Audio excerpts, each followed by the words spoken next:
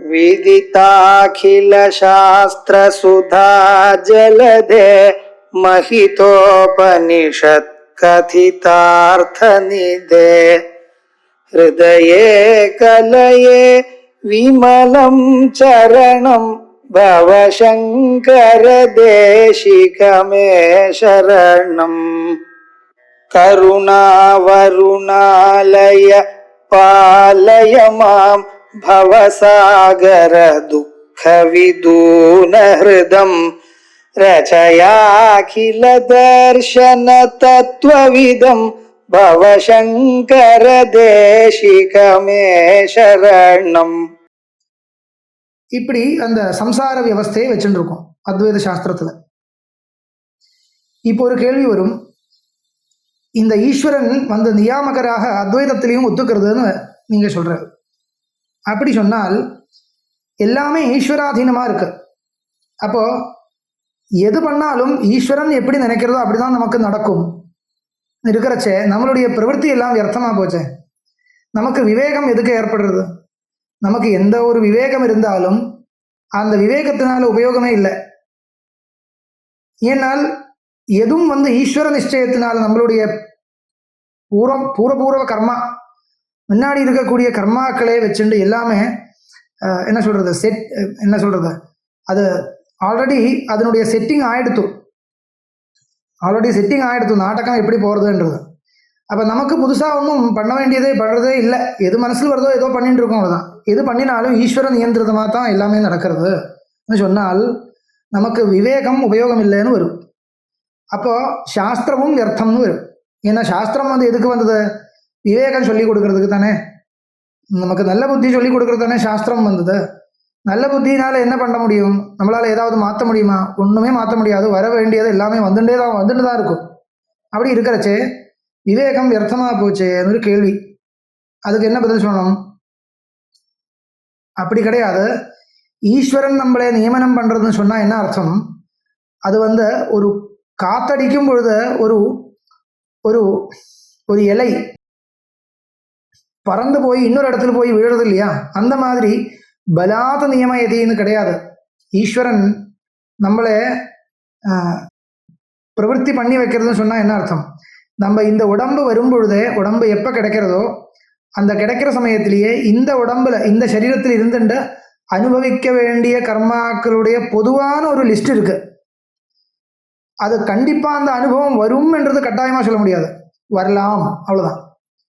இது வச்சுட்டு தான் இந்த ஜோத்சியம் பார்த்தா அவ சொல்லுவா இல்லையா, இந்த சமயத்துல உங்களுக்கு சில கெட்ட விஷயங்கள் வர்றதுக்கு வாய்ப்பே இருக்கு. வரும்னு கண்டிப்பா வரும்னு அர்த்தம் இல்லை. இந்த ஒரு ரோகம் வர்றதுக்கு உங்களுக்கு வாய்ப்பே இருக்கு, கவனிச்சுக்கோங்கன்னு சொல்லுவா. கவனிக்கிறது எதுக்கு? கவனிச்சாலும் கவனிக்காம இருந்தாலும் எப்படியாவது அது வந்துதானே ஆகணும். அப்படி இல்லை. இந்த கர்ம பலத்தை தடுக்கிறதுக்கும் நம்மள சாஸ்திரத்துல வழி சொல்லப்பட்டிருக்கு. அப்போ தடுக்கிறதுக்கும் வழி இருக்கு. அத்தியந்த பலவத் பாபம் பலவத் புண்ணியம் ரெண்டும் அது வந்து அனுபவிச்சுதான் ஆகணும். இருந்தாலும் எல்லாமே அனுபவிச்சுதான் ஆகணும் என்றது கிடையாது. இந்த சரீரம் ஆரம்பிக்கும் பொழுதே எல்லாமே பிராரப்தமும் அது வந்து என்ன சொல்றது ஆக்டிவ் ஆயிடுத்துன்னு சொல்ல முடியாது. அந்தந்த சமயத்துல தான் ஒவ்வொரு பிராரப்தங்கள் ஆக்டிவ் ஆயிடும். அது அந்த பிராரப்தம் ஆக்டிவ் ஆகிறதுக்கு முன்னாடி நம்மளுடைய விவேகம் நமக்கு உபயோகப்படுத்த முடியும். அதுக்கு பரிகாரம் முடிஞ்ச அளவுக்கு பண்ண முடியும்.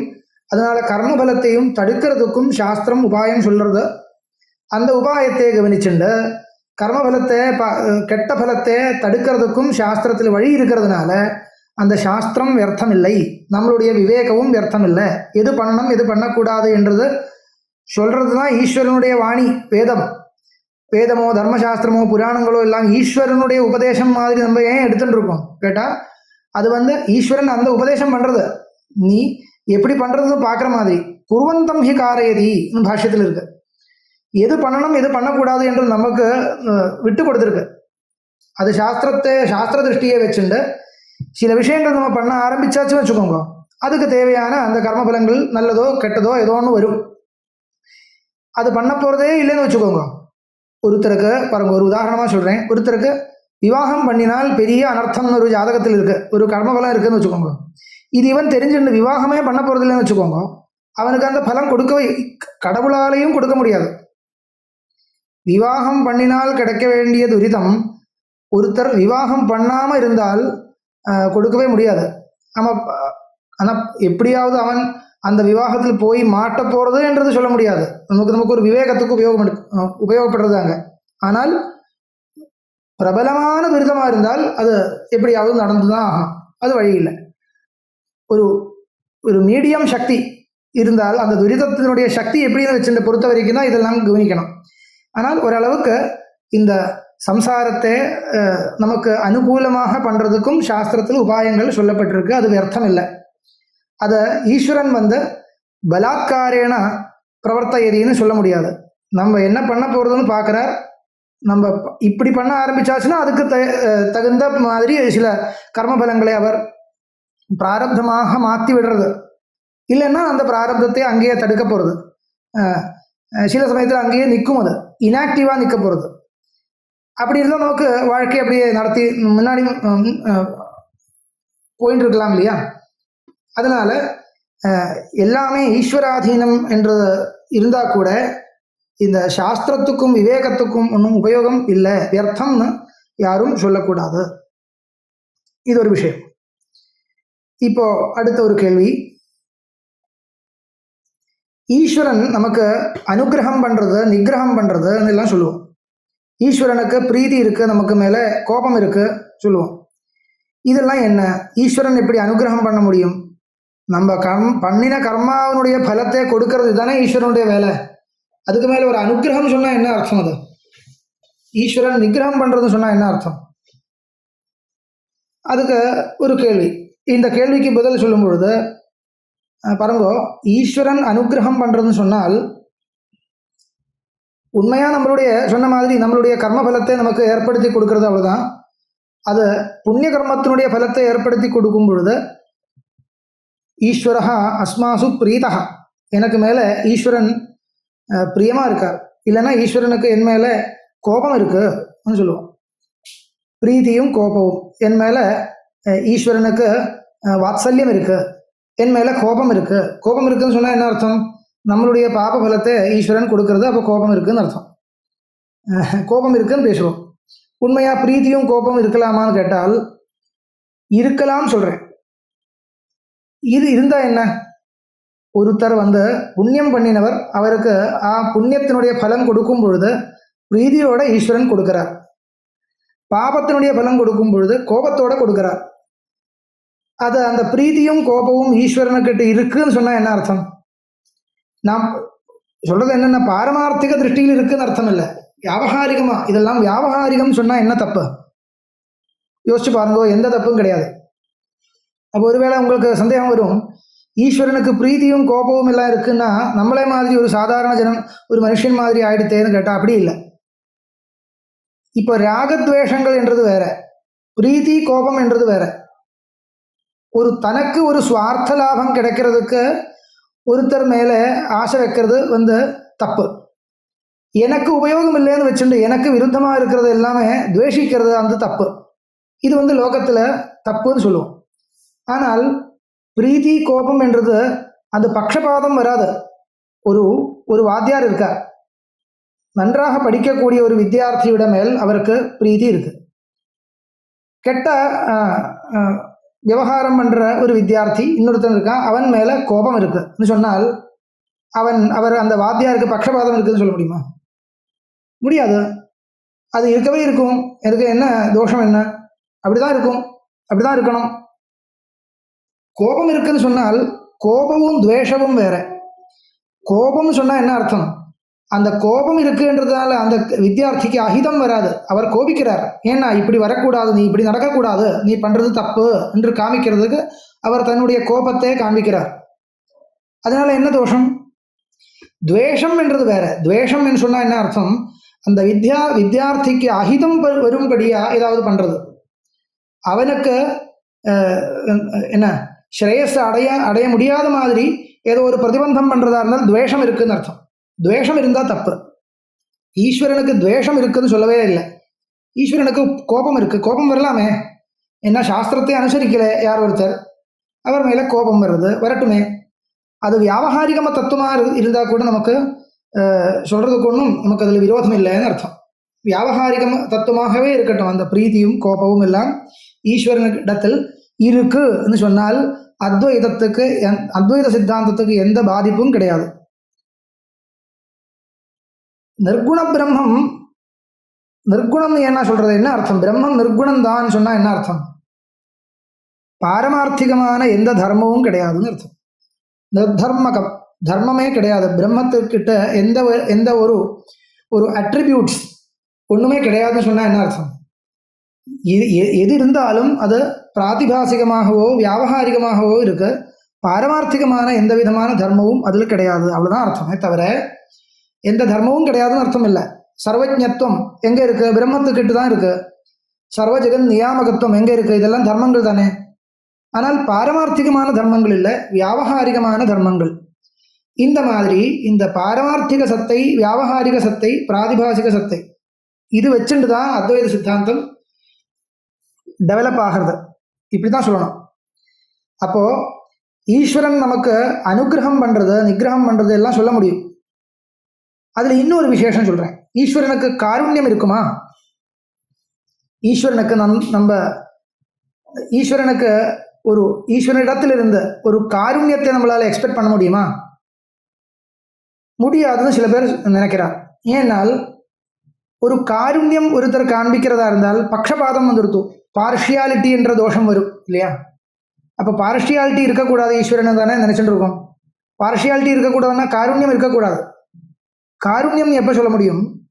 இப்போ ஒரு வித்தியார்த்தி பரீட்சைக்கு சரியா எழுதவே இல்லை, இருந்தா கூட பாவம் எப்படியாவது ஜெயிச்சு போகட்டுமே நினைச்சுட்டு ஒரு 10 மார்க் ஜாஸ்தி போட்டு அவனை பாஸ் பண்ண வைக்கிறது வச்சுக்கோங்க. இது காருண்யம்னு ஒருத்தர் சொல்றதா இருந்தால் இது பக்ஷபாதம் தானே.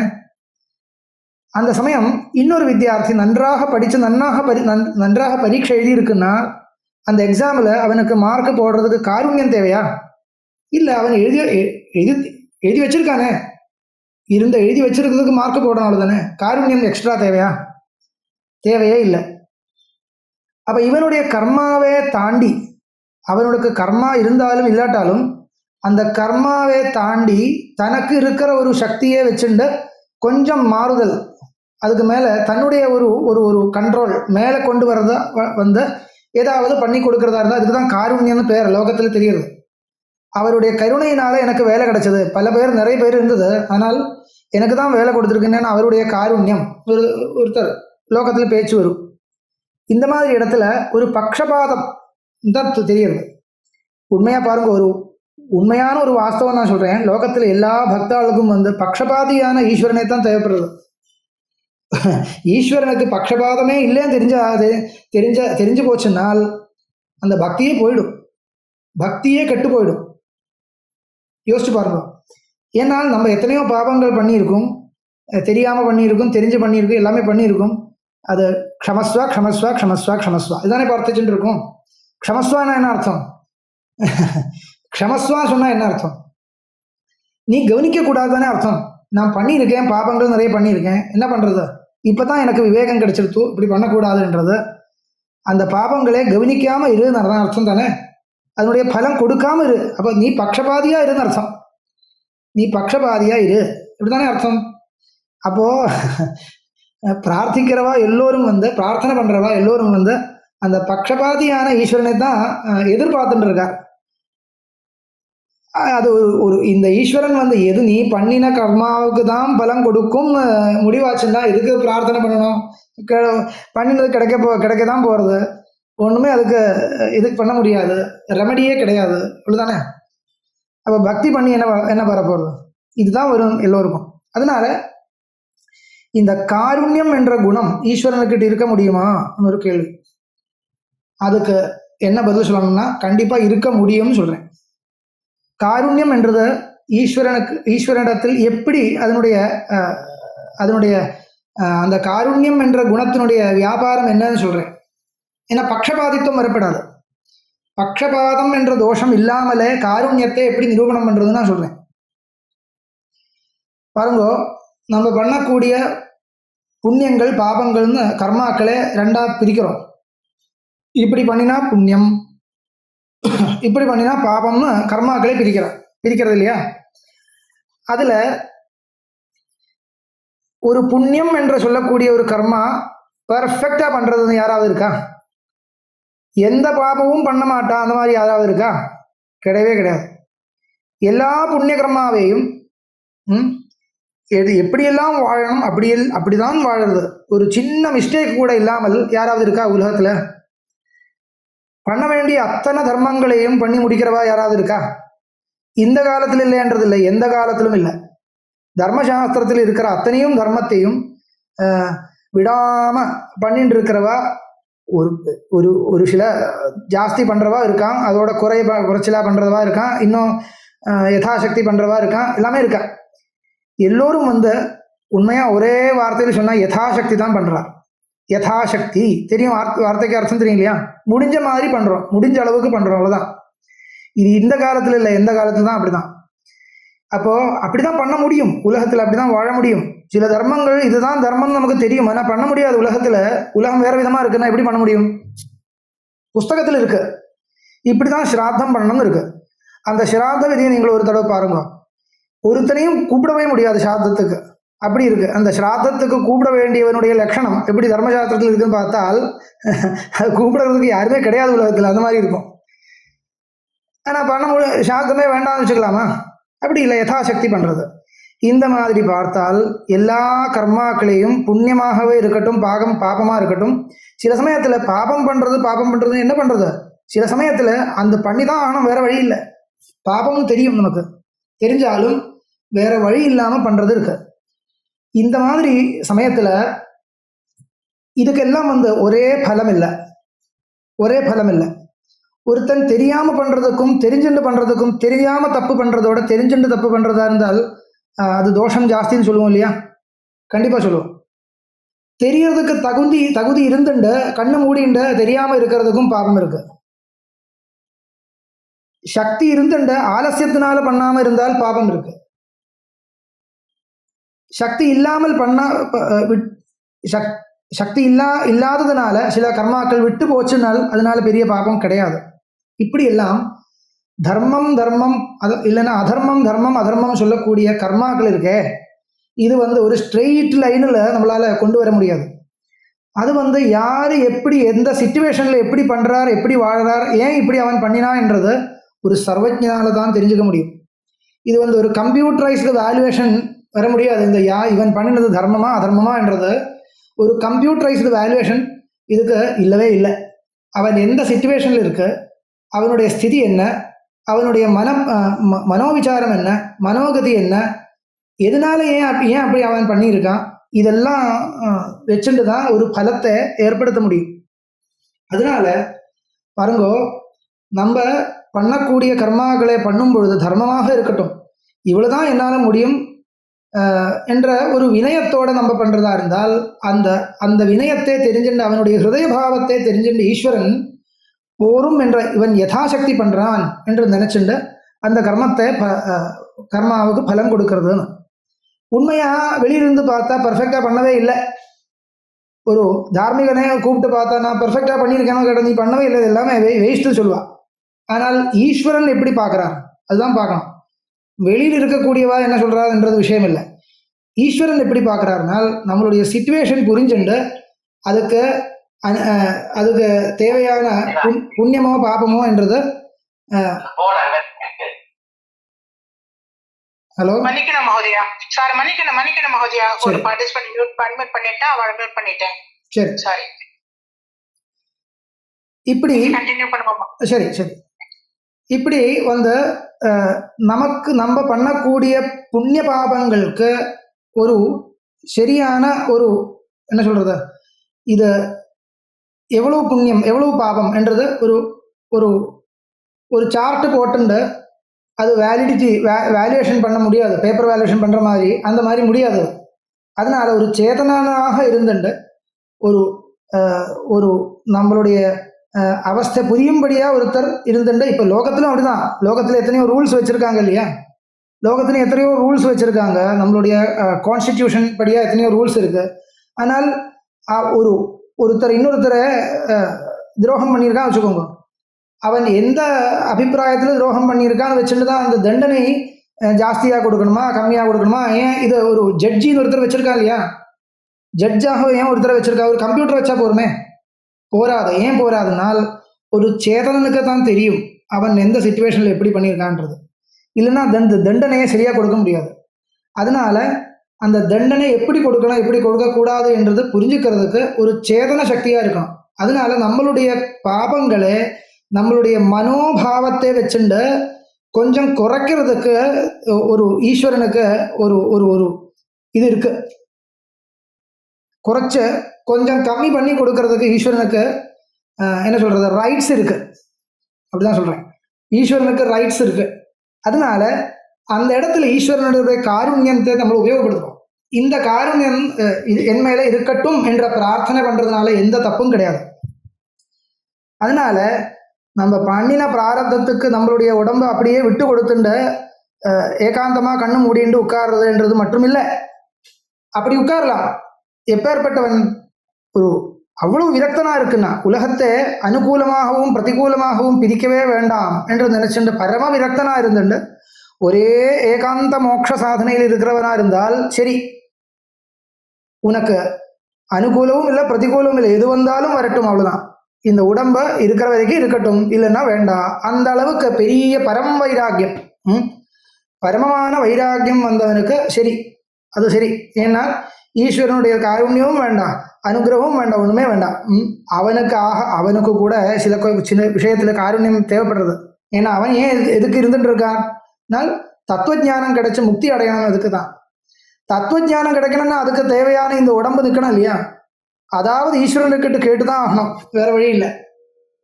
ஒரு ஜீவன் முக்தனை மட்டும்தான் ஈஸ்வரனுடைய காருண்யம் தேவைப்படாது. ஜீவன் முக்தனாக போச்சுன்னு வச்சுக்கோங்க, ஜீவன் முக்தி அவஸ்தையில ஈஸ்வரனுடைய காருண்யம் அவனுக்கு துளி கூட தேவையில்லை. அது வர வரைக்கும் ஏதோ ஒரு அம்சத்துல அந்த காருண்யம் என்ற தர்மத்தை, ஈஸ்வரனுடைய அனுகிரகத்தை எல்லோரும் உபயோகப்படுத்திட்டு தான் இருக்காரு. பரம விரக்தனா இருந்தா கூட உபயோகப்படுத்திட்டு தான் இருக்காங்க. அதனால க்ஷமஸ்வா என்ற பிரார்த்தனை கோவிலில் போய் பண்றதுனால எந்த தப்பும் இல்லை.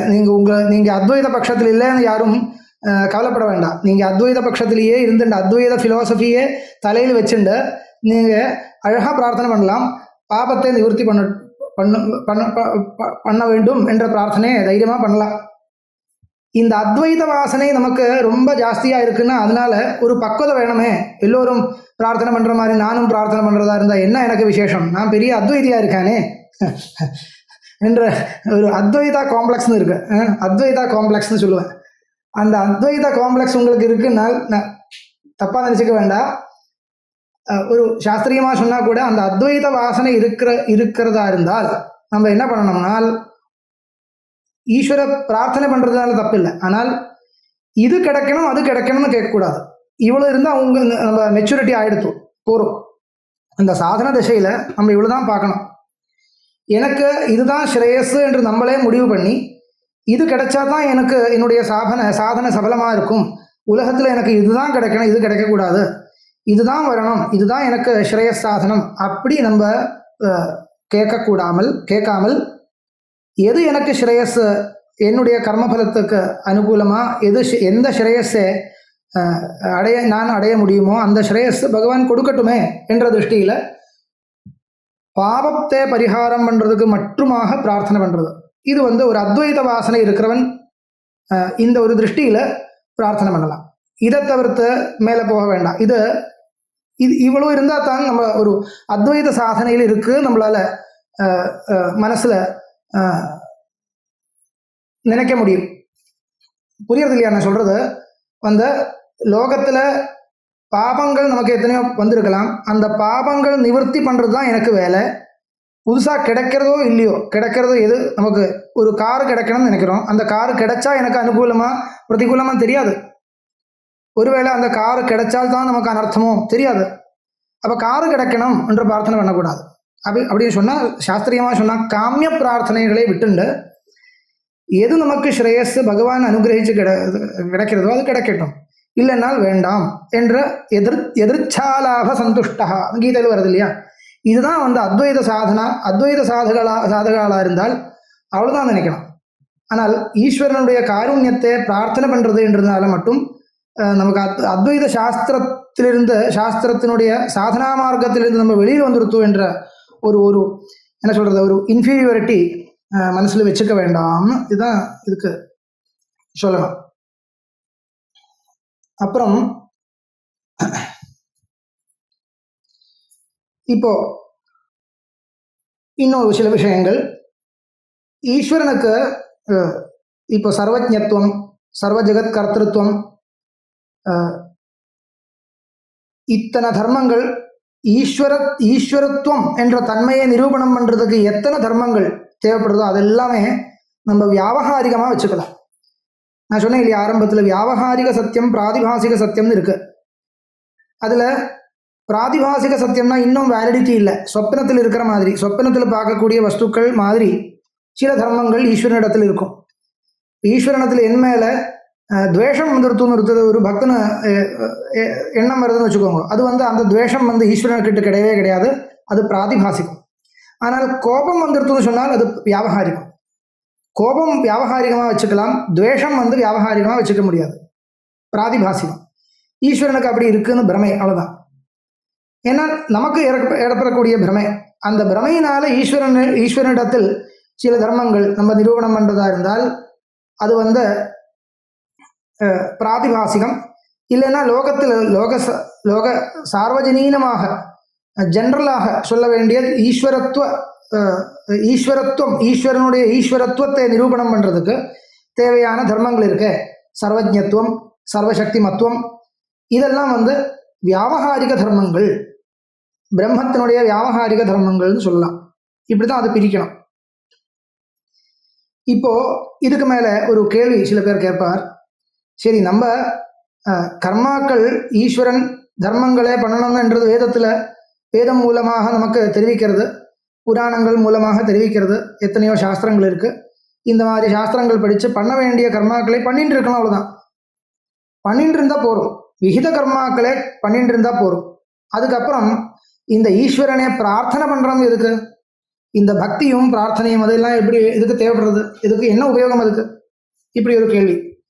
இந்த கேள்விக்கு ஏற்கனவே பதில் ஆக்சுவலாக வந்துடுத்து. நான் சொன்னேன், ஏன்னா அந்த காருண்யம் என்ற தன்மை எப்படி நிரூபணம் பண்ணலாம்னு சொன்னேன். காருண்யம் இருக்கிறதுனால பக்ஷபாதம் வராது. ஒருத்தர் பண்ணுறது யதாசக்தி பண்ணுறதோ இல்லையோ என்ற என்ன அதுக்கு எப்படி அளவு, அதனுடைய மானதண்டம் என்ன, எது வச்சுட்டு அளக்கிறது? நான் யதாசக்தி பண்ணினேன்னு ஒருத்தர் சொல்கிறா. இல்லை நீ யதாசக்தி பண்ணலை எப்படி நம்மளால் சொல்ல முடியும்? அவ்வளோதான் சக்தி இருக்குதுன்னு என்ன பண்ண முடியும்?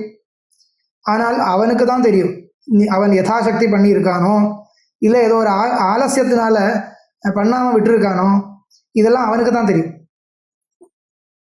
அப்போ அது தெரியக்கூடிய இன்னொருத்தர் வேணுமே. அதனால அந்த கடவுள் இவன் யதாசக்தி பண்ணுறானா இல்லையான்றது யார் அதனுடைய தீர்மானம் பண்ணுற அந்த ஏஜென்சி எங்கே இருக்குது சொன்னால் அதுதான் ஈஸ்வரன். ஏன்னா நம்ம யதாசக்தி பண்ணுறதா இல்லையான்றது ஈஸ்வரனுக்கு தான் தெரியும், நமக்கு ஒரு வேலை தெரியும், இன்னொருத்தருக்கு சொல்ல முடியாது. அதனால் நம்ம பண்ணக்கூடிய கர்மாக்களை யதாசக்தி பண்ணுறதோ இல்லையோ, யதாசக்தி பண்ணுறேன் என்ற வினயத்தோடு பண்ணுறது என்றது இதுக்கு தான் அந்த என்ன சொல்கிறது, இந்த ஒரு இடத்துல தான் ஈஸ்வரனுடைய காருண்யத்தை நம்ம சொல்கிறோம். இது வச்சுட்டு இந்த ஆராதனா பக்தி இதெல்லாம் நமக்கு உபயோகப்படும்னு சொல்லலாம். ஆக்சுவலாக லோகத்தில் லௌகிக திருஷ்டாந்தத்தை வச்சுட்டு இதை கம்பேரிசன் பண்ணக்கூடாது. லோகத்தில் ஒரு பிரபு இருக்கான், அவனை ரொம்ப ஸ்துதி பண்ணுறதா இருந்தால் அவன் உங்கள் மேலே ரொம்ப பாராட்டுறதா இருந்தால் அவன் ஏதோ உங்களுக்கு ப்ரெசன்டேஷன் கொடுக்கறது அந்த மாதிரி இல்லை இது. என்னால் ஈஸ்வரனுக்கு ஸ்துதி நம்மளுடைய ஸ்துதி தேவையில்லை. ஆனால் இந்த ஜகத்தினுடைய நியாமகராக இருக்கக்கூடிய சக்திக்கு அதீனமாக இருந்துட்டு தான் நான் இந்த உலகத்தை உபயோகப்படுத்துகிறேன் என்ற பாவனை நமக்கு இருக்கணும் என்றது தான் அந்த பக்தி சாஸ்திரத்தினுடைய தாற்பயம். அதுக்கு தான் பக்தி என்றது ஒரு விகித கர்மா. அந்த சுவாமியே ஸ்தோத்திரம் பண்ணணும், சுவாமியே ஆராதிக்கணும், இந்த உலகத்திலிருந்து ஏதாவது கிடைக்கணும்னு நினைக்கிறதா இருந்தால், இல்லைன்னா வேண்டாம். இந்த உலகத்தை உபயோகப்படுத்தி ஏதாவது ஒரு சந்தோஷம், ஏதோ ஒரு சிரேயஸை அடையணும் நம்ம நினைக்கிறதா இருந்தால், அந்த உலகத்தினுடைய நியாமகனாக இருக்கக்கூடிய சக்தியை பிரணமிச்சு தான் ஆகணும். பிரணமிக்காமல் நான் உலகத்திலிருந்து ஏதாவது எடுக்கிறேன்னு சொல்லக்கூடாது. ஸ்தேன ஏவசகா அனுகீதையில் சொல்கிறது. ஈஸ்வர ஆராதனம் பண்ணாமல் உலகத்தை ரசிக்கிறவன், ஆஸ்வாதம் பண்ணுறவன், விஷயாஸ்வாதம் பண்ணுறவன் ஸ்தேனஹா ஒரு திருடன்னு சொல்கிறான். அதனால உலகத்திலிருந்து ஏதாவது கிடைக்கணும்னு நினைக்கிறதா இருந்தால் பரம வைராக்கியம் வர்ற வரைக்கும் அந்த உலகத்தினுடைய சுவாமியே வந்திச்சுட்டு தான் ஆகணும், வேற வழி இல்லை என்றது.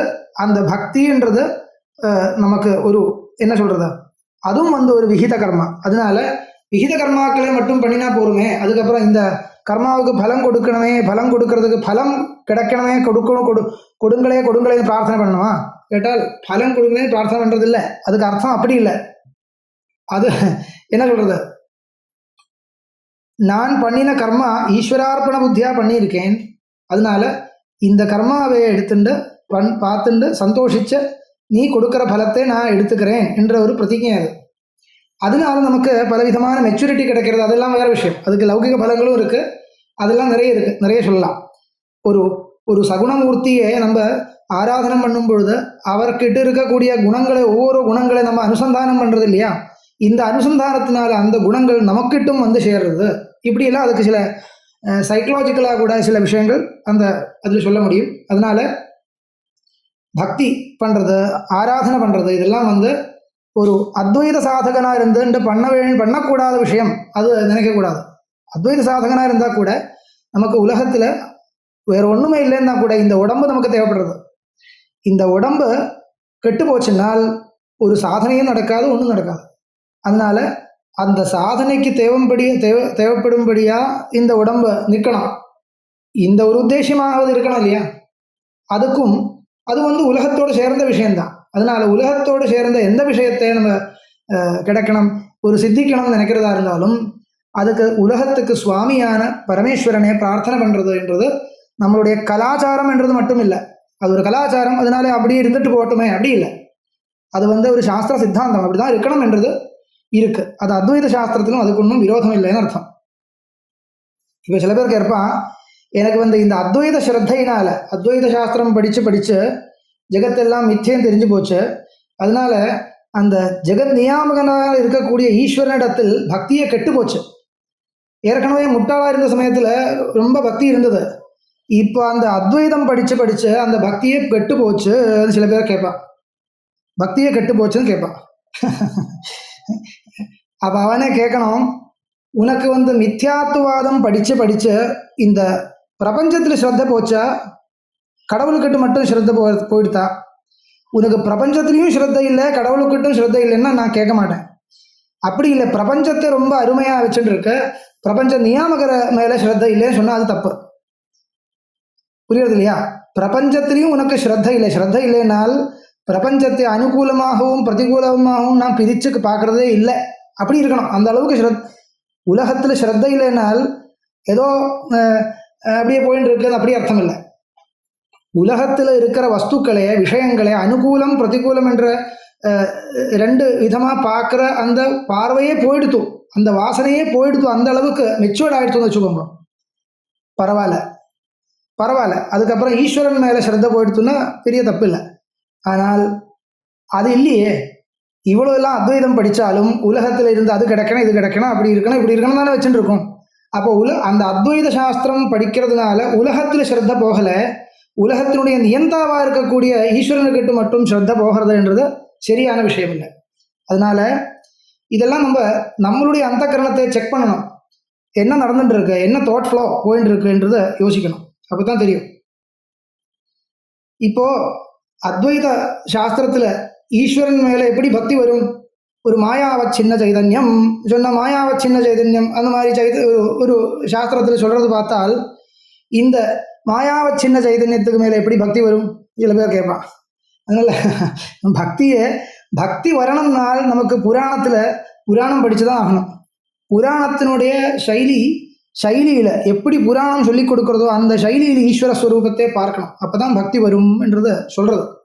அது என்ன காரணம்னா அது ஒரு சைக்காலஜி தான். பாருங்க, இப்போ நீங்க சொல்றது இல்லையா, மாயாவ சின்ன சைதன்யம் சொன்னா மட்டும் நமக்கு பக்தி வராதுன்னு சொல்றது. சரி, நான் கேட்கிறேன், சதுர்புஜா விஷ்ணுன்னு சொன்னா பக்தி வருமா? சங்க சக்கர கதா தாரின்னு சொன்னா பக்தி வருமா? உண்மையா நீங்க யோசிச்சு பாருங்க, விஷ்ணுன்னு ஒருத்தர் இருக்கார், அவர் கையில் சங்கங்கள் எல்லாம் வச்சிருக்கா, அது வச்சுருக்கா, இது வச்சுருக்கா, அப்படியே இருக்கட்டும், 4 கை இருக்கு, இருக்கட்டும், எனக்கு என்ன, அவ்வளோதான். என்னோட அந்த கனெக்டிவிட்டி எனக்கு கனெக்டட் ஆகிறது வரைக்கும் எனக்கு பக்தி வராது. எனக்கு எப்போ கனெக்ட் ஆகும் சொன்னால், அந்த அவருக்கு பெரிய மகாத்மியம் இருக்குன்றதுனால மட்டும் பக்தி வராது, ஒரு ஆதரவு வரலாம். ஆனால் பக்தினா என்ன அர்த்தம்? ரெஸ்பெக்ட் மட்டும் இல்லை. பக்தின்னு சொன்னால் மகாத்மிய ஞான பூர்வக அனுராக, ஸ்னேகா, அன்பு, அது வரணும். அன்பு இல்லை, என்ன சொல்றது, அதுக்கு மேலே ஒரு இது வரணும். அந்த அந்த அந்த ஸ்னேகபாவம், பிரேமபாவம் இருந்தால் தான் பக்தின்னு பேர். அந்த ஒரு பார்வை வரணும்னால் அதுக்கு ரெஸ்பெக்ட்ஃபுல்லாக இருக்கிறதுனால மட்டும் பக்தின்னு சொல்ல முடியாது. அது அவர் பெரியவர், பெரிய பெரிய விசேஷங்கள் எல்லாம் இருக்குது, அப்படியே இருக்கட்டும், அவ்வளோதான். எனக்கு உபயோகம் இல்லை. எனக்கு ஏதாவது ஒரு உபயோகம் இருக்குதுன்னு தெரிஞ்சால் தான் எனக்கு பக்தி வரும், இல்லைன்னா வரவே வராது. பாருங்க, எனக்கு உபயோகம் இருக்குதுன்னு தெரிஞ்சால் வரக்கூடிய ஸ்னேகத்துக்கு எல்லாம் பக்தின்னு சொல்கிறது இல்லை. ஆனால் மகாத்மிய ஞான பூர்வகமாக அது வரதா இருந்தால் அதுக்கு பக்தின்னு பேர். அப்படி இருக்கிறச்சே எனக்கு அந்த சுவாமி என்னுடைய காருண்யம் கிடைக்கிறது, என் மேலே அந்த சுவாமி கருணையோட என்னுடைய வாழ்க்கையை சரிப்படுத்துறது என்ற ஒரு எண்ணம் வர்ற வரைக்கும் எனக்கு எந்த கடவுள் மேலேயும் பக்தி வராது. அதுக்கு தான் புராணங்கள் பார்த்தால் எத்தனையோ அவதார சரிதங்கள் சொல்கிறது. அவதார சரிதம்னா என்ன? ஈஸ்வரனே எப்படி நமக்காக இறங்கி வந்திருக்கு, உலகத்திலேயே இறங்கி நம்மளோட சேர்ந்து வாழ்ந்திருக்கு. அப்படி திறமை இருக்கக்கூடிய ஒரு அந்த ஒரு சக்தி அது ஈஸ்வரன். எப்படியோ பரோட்சமாக எங்கேயோ நிற்கிறது அப்படி கிடையாது. இப்படியெல்லாம் சொல்லி அந்த அவதார லீலைகள் எதுக்கு சொல்கிறது? புராணத்தில் எல்லா புராணம் பார்த்தாலும் அவதார லீலைகள் தான், ஒரே அவதார லீலை. ருக்வேதத்தில் இந்திரனையோ சந்திரனையோ ஸ்துதி பண்ணுற மாதிரி இல்லை. அந்த அவதார லீலைகள் எதுக்கு சொல்கிறதுனால் அப்போ தான் நமக்கு நம்மளோட சம்பந்தப்படுத்த முடியும் அந்த மூர்த்தியை. இல்லைன்னா அந்த மூர்த்தி கோவில் இருக்கு, அவ்வளோதான், அங்கேயே இருக்கட்டும், அவ்வளோதான். நமக்கு அது மேலே ஒன்றும் வராது. அப்போ அந்த சென்டிமெண்டலாக அந்த அப்ரோச் எதுக்கு வருதுன்னா, இல்லைன்னா அந்த பக்தி வராது. அதனால அத்வைதத்தினுடைய பெர்ஸ்பெக்டிவ்ல மாயாவ சின்ன சைதன்யம் ஈஸ்வரகான்னு சொன்னால் மட்டும் பக்தி வராதுன்றது வாஸ்தவம் தான். அதனால அத்வைதம் தப்பு, ஏதோ ஒரு சகுண ரூபம் தான் வாஸ்தவமாக சொல்லணும், அதெல்லாம் தப்பு. அதுபடியெல்லாம் அந்த வாதம் சரியில்லை. என்னால் ஈஸ்வரன் பாரமார்த்திக பிரபஞ்சத்தை பண்ணினார் என்று தெரியவோடு நமக்கு இன்னும் வாஸ்தவத்தில் ஈஸ்வரன் மேலே இன்னும் மகாத்மிய புத்தி எப்போ வரும்? ஒரு ஐந்திரஜாலிகன் மாதிரி இந்த உலகத்தை நமக்காக காமிச்சுருக்கான்ன்றது தெரியும்போது தான் நமக்கு அந்த ஐந்திரஜாலிகனாகவே இருந்துட்டு காருண்யத்தோட நம்மளுடைய வாழ்க்கையில் நமக்கு அனுபவத்தில் வரக்கூடிய ஒரு சக்தி விசேஷம். அப்படி ஈஸ்வரனை நிரூபணம் பண்ணினாதான் நமக்கு பக்தி வரும். அப்படி நிரூபணம் பண்ணுறது தான் புராணங்களுடைய வேலை. அது அத்வைதத்துக்கு ஒன்றும் விரோதமே இல்லை, அத்வைத விருத்தம் இல்லை அது. அதனால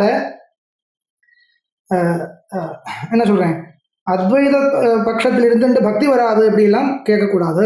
இதுக்கு இந்த மாதிரி புராணங்களுடைய ரீதி பார்க்கணும்னு அர்த்தம்.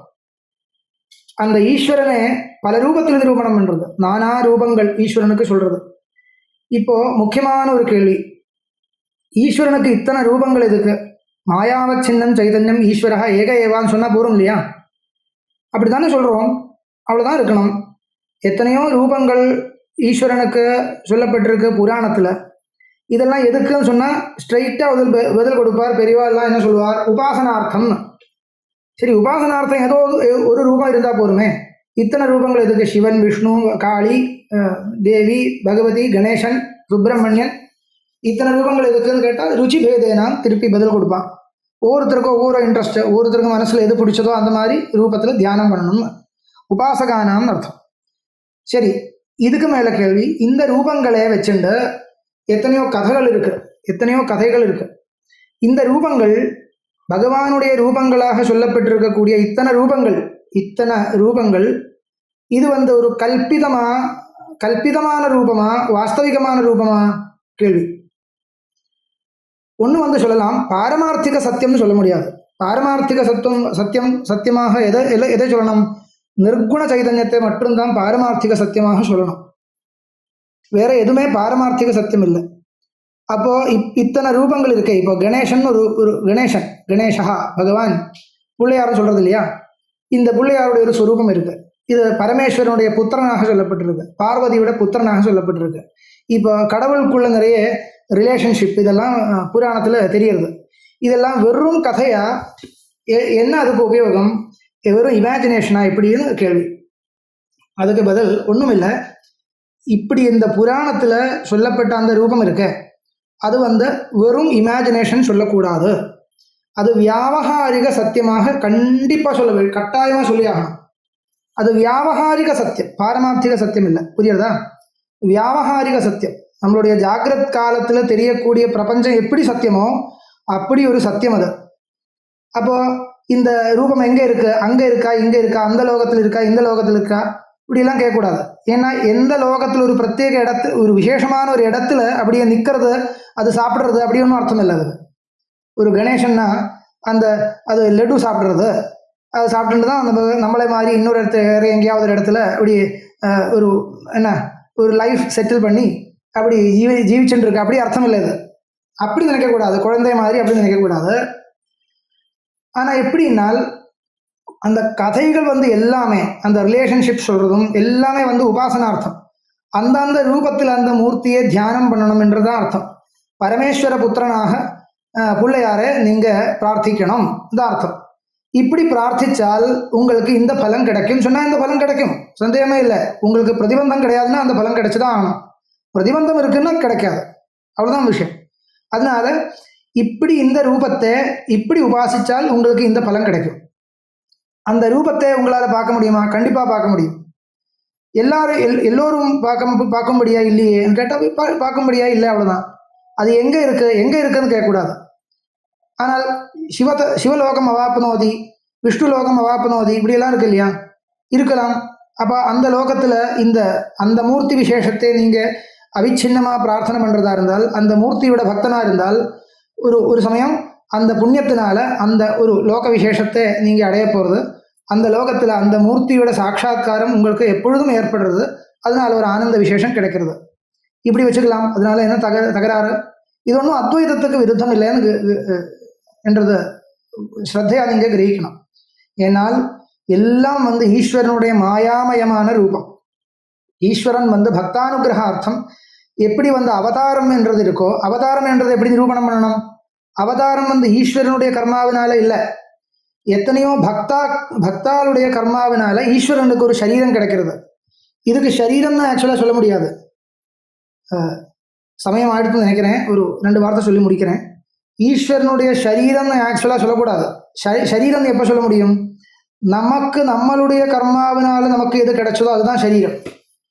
ஈஸ்வரன் ஸ்ரீகிருஷ்ணர், கிருஷ்ண ரூபத்தில், பகவான் ஸ்ரீகிருஷ்ண ரூபத்தில் விஷ்ணு அவதாரம் எடுக்கிறதுன்னு சொன்னால் எப்படி, என்ன அர்த்தம் கிரகிக்கணும்னு சொன்னால், அந்த கிருஷ்ண ரூபத்தில் இருந்துண்டு லோகானுகிரகம் பண்ணுறது தானே உத்தேசம். அந்த அனுகிரகமோ நிகிரகமோ லோகத்தில் எதெல்லாம் பண்ணி ஆகணுமோ அந்த பலத்தை அனுபவிக்கிறதுக்காக எத்தனை பிராணிகள் தயாராக இருக்காரோ அவளுடைய கர்மா மூலமாக ஈஸ்வரன் தன்னுடைய மாயையை இப்படி ஒரு ரூபத்தை கொடுத்து கிரியேட் பண்ணி அனுப்புறது. இதில் எந்த சாஸ்திர விரோதமும் இல்லை.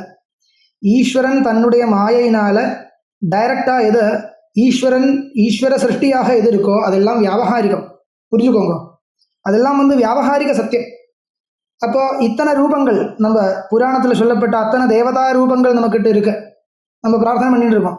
அந்த ரூபங்கள் எல்லாம் என்ன கேட்டால் ஈஸ்வரனுக்கிட்ட இருக்கக்கூடிய மாயையோட விவித விகார விசேஷங்கள். அது விவிதமான பல விதத்தில் இருக்கிற ஃபார்மேஷன்ஸ் சொல்லலாம். அதனால அந்த ரூபங்கள் எல்லாமே உலகத்தில் எப்பொழுதும் இருந்துட்டே இருக்க, சூக்ஷ்ம ரூபத்தில் இருந்துட்டே இருக்குதான் நம்மளுடைய சனாதன தர்மத்தினுடைய சித்தாந்தம். இதுதான் வேதாந்தத்துக்கு எந்த விரோதமும் அதில் இல்லை. இத்தனை ரூபங்கள் இருக்கான்னு கேட்டால் கண்டிப்பாக இருக்கு. அது சத்து போச்சுன்னு அர்த்தம் இல்லை, ஏற்கனவே இருந்தது இப்போ சத்து போச்சுன்னு அர்த்தம் இல்லை. ஆனால் அவதார கதைகள் சொல்லும் பொழுது அதுக்கு பிராணவியோகம் அப்படியெல்லாம் சொல்றது, நம்மளுடைய மரணம் மாதிரி மரணத்தை சொல்றது. பகவான் ஸ்ரீகிருஷ்ணா ஸ்வர்காரோகணம் கிருத்தவான் சொல்லுவோம் புராணத்தில். அந்த சரீரத்தை விட்டுண்டு கிளம்பினான் சொல்றது. வைகுண்டம் மூர்த்தில் ஸ்வரூபேன நிற்கிறதுன்னு சொல்லுவான். இப்படியெல்லாம் இருந்தாலும் சாதாரணமாக நம்ம உபாசிக்கக்கூடிய அத்தனை மூர்த்தியும் அத்தனை ரூபங்களும் மாயாமயமான ரூபங்கள் பிரபஞ்சத்துக்குள்ள சூக்ஷ்ம ரூபமாக இருந்துட்டே இருக்கு. அது மாயையுடைய பரிணாமம். இத்தனை உலகமும் மாயையோட பரிணாமமாக இருந்தால் நமக்கு அனுபவிக்கக்கூடிய இத்தனை விஷயங்களும் ஈஸ்வரனுடைய மாயா பரிணாமங்களாக இருந்தால் இந்த விஷயங்களை அனுபவிக்கக்கூடிய நமக்கு அனுகிரகம் பண்ணுறதுக்காக ஒரு மாயாமயமான அதுக்கும் சில ரூபங்கள், இத்தனை ரூபங்கள் சிருஷ்டி பண்ணி சூக்ஷ்ம ரூபமாக இந்த பிரபஞ்சத்தில் நிறுத்துறதுக்கு ஈஸ்வரனுக்கு என்ன சிரமம் இருக்கு? எந்த சிரமமும் கிடையாது. அதனால இத்தனை ரூபங்கள் இருக்குன்னா அது அப்படி புராண கதைகள் படித்தா அப்படித்தானே தெரியுது. இந்த ஒரு பக்தன் இப்படி உபாசனை பண்ணினார், இந்த ரூபத்தில் அவருக்கு முன்னாடி சாட்சா்காரம் ஆயிடுத்துன்னு. அது எப்படி ஆக முடியும்? கண்டிப்பாக ஆக முடியும்.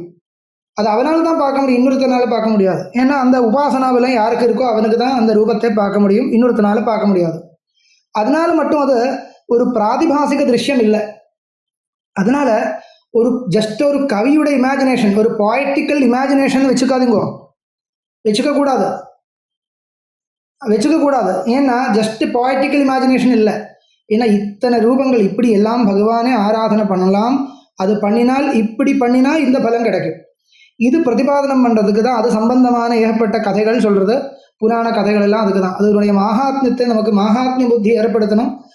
அந்த மகாத்ம புத்தி ஏற்பட்டாச்சுனால் அந்த கேசாதி பாதம் சொல்கிறது இல்லையா, கேசாதி பாதம் எப்படி வர்ணனை பண்ணப்பட்டிருக்கோ அந்த ரூபத்தில் அந்த மூர்த்தியை தியானித்து தனக்கு தேவையான ஸ்ரேயஸை நம்ம அடைய என்றுதான் சாஸ்திரத்தினுடைய அபிப்பிராயம். இதெல்லாம் மாயாமயமான ரூபங்கள் சொல்லணும், பாரமார்த்திகமான ரூபம் சொல்லக்கூடாது. ஏன்னா பாரமார்த்திகமாக சொல்லும் பொழுது அது ஒரே விதமாக இருக்கணும், பல விதமாக இருக்கக்கூடாது. பாரமார்த்திகமான ஸ்வரூபம் ஒரே விதமாக இருக்கணும், பல விதமாக இருக்கக்கூடாதுன்றதுனால பலவிதமாக இருக்கிறது எல்லாமே மாயாமயம்னு சொல்லியாகணும். அதோட அத்வைதம் சரியா போச்சு, அத்வைதத்துக்கு எந்த விரோதமும் வரப்போறதில்லை. அப்படி பார்த்தால் ஈஸ்வரனிடத்திலையும் ஈஸ்வரன் ஒன்றுன்னு சொல்லும் பொழுதும் இந்த பலவிதமான மாயாமயமான ரூபங்களை வச்சுட்டு ஈஸ்வரனிடத்திலையும் ஔபாதிக பேதத்தை சொல்லியாகணும். அதுதான் முக்கோடி தேவர்கள் சொல்றது. இந்த மாதிரி ஈஸ்வரனே உபாசனம் பண்ற மாதிரி ஜீவபாவத்தில் இருக்கிற சைதன்யத்தையும் நம்ம உபாசனம் பண்றது உண்டு. நிகிரகானுகிரக சக்தி என்றது எல்லா சேதனர்கிட்டும் இருக்கக்கூடிய தர்மம். அது ஈஸ்வரன் மட்டும் பண்றதில்லை. நம்மளை அனுகிரகம் பண்றதுக்கும் நிகிரகம் பண்றதுக்கும் ஈஸ்வரனும் மட்டும் சாமர்த்தியம் என்று நினைக்கக்கூடாது. சேதனருக்கு, எல்லா சேதனனுக்கும் சாமர்த்தியம் இருக்கு. ஒரு நாய்க்கா இருந்தா கூட நம்மளை நிகிரகம் பண்றதுக்கு, சாபம் பண்றதுக்கு சாமர்த்தியம் இருக்கு. சும்மா உபதிரவம் பண்றதா இருந்தால் நம்மளை சாபம் பண்றதுக்கும், அவனுக்கு அன்னம் போடுறதா இருந்தால் நம்மளை அனுகிரகம் பண்றதுக்கும் ஒரு நாய்க்கு கூட சாமர்த்தியம் இருக்குன்னு அதுக்கு மேலே சொல்ல வேண்டியதில்லை, அதுக்கு மேலே சொல்லவே வேண்டாம். அதனால எல்லா சேதனர்களுக்கும் அந்த சேதனன் ஜீவபாவத்தில் இருக்கட்டும் ஈஸ்வர பாவத்தில் இருக்கட்டும் என்ன வித்தியாசம்? ஜீவபாவத்தில் இருக்கிற சேதனன் தன்னுடைய கர்மாபலத்தை அனுபவிக்கிறதுக்காக ஒரு சரீரத்தோடு இருந்துட்டு இருக்கான். ஈஸ்வர பாவத்தில் இருக்கக்கூடிய சேதனன் மாயாமயமான சரீரத்தை எடுத்துட்டு முன்னாடி வந்தாலும் அந்த சரீரம் ஈஸ்வரனுடைய கர்மத்தினால வந்த சரீரம் இல்லை, அந்த பக்தனுடைய கர்மத்தினால வந்திருக்கக்கூடிய சரீரம். இப்படி ஈஸ்வரனை எப்படி எல்லாம் உபாசனை பண்ணலாம் சொன்னால் எப்படி வேணும்னா பண்ணலாம் என்றுதான் வாஸ்தவமாக சாஸ்திர சித்தாந்தம் இருந்தால் கூட ப்ரிஸ்கிரைப்டான ஃபார்ம்ஸ் நிறைய இருக்கு இல்லையா. இந்த ஃபார்ம் புராணங்கள் எதுக்கு ப்ரிஸ்கிரைப் பண்ணியிருக்குன்னா அதுக்கு அதிருஷ்டம் கூட இருக்கு. திருஷ்டபலம் மட்டும் இல்லை, அதிருஷ்டம் கூட இருக்கு. அதுக்கு ஜாஸ்தி பலம் சொல்லணும். அந்த இல்லை நான் என்னன்னு முன்னாடி இருக்கக்கூடிய ஏதோ ஒரு வஸ்து, ஒரு ஸ்தம்பத்தை முன்னாடி வச்சுட்டு இதுதான் உபாசனை பண்ணுறேன்னு சொன்னால் ஒன்றும் தப்பு இல்லை, அதனால ஒன்றும் பாபம் கிடையாது. ஆனால் ஒரு புராணத்தில் சொல்லப்பட்ட ஒரு மூர்த்தி, அனாதி காலமாக மகான்கள் ஆராதனை பண்ணக்கூடிய பகவான் ஸ்ரீகிருஷ்ணமூர்த்தி, பகவான் பரமசிவமூர்த்தி, இப்பேற்பட்ட மூர்த்திகளை ஆராதனை பண்ணுறதா இருந்தால், அந்த ரூபத்தில் பகவானை ஆராதனை பண்ணுறதா இருந்தால் பலம் ஜாஸ்தி கிடைக்கும்ன்றதுனால அதுதான் நம்மளுடைய கலாச்சாரமாக போயின்னு இருக்கு. இவ்வளோதான். இப்போ இன்னும் நிறைய விஷயங்கள் சொல்லலாம்னு இருக்கு, ஆனால் ஒரு இடத்துல நிறுத்தணும் இல்லையா.